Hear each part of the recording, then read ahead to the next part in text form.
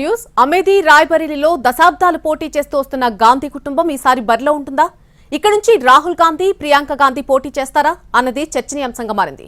ఇవాళ సాయంత్రం జరిగే కాంగ్రెస్ సెంట్రల్ ఎలక్షన్ కమిటీ సమావేశంలో ఈ రెండు స్థానాలపై క్లారిటీ రానుంది.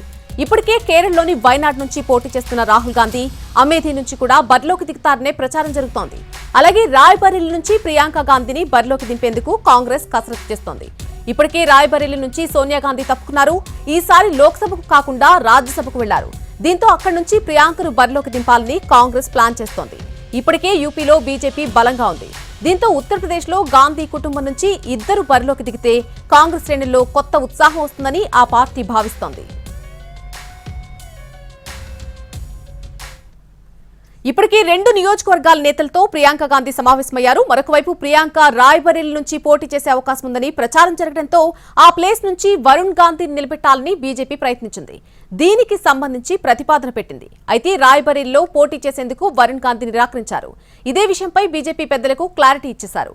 ఇలాంటి పరిస్థితుల్లో ఇవాల్టి కాంగ్రెస్ ఎలక్షన్ కమిటీ సమావేశం ప్రాధాన్యత సంతరించుకుంది.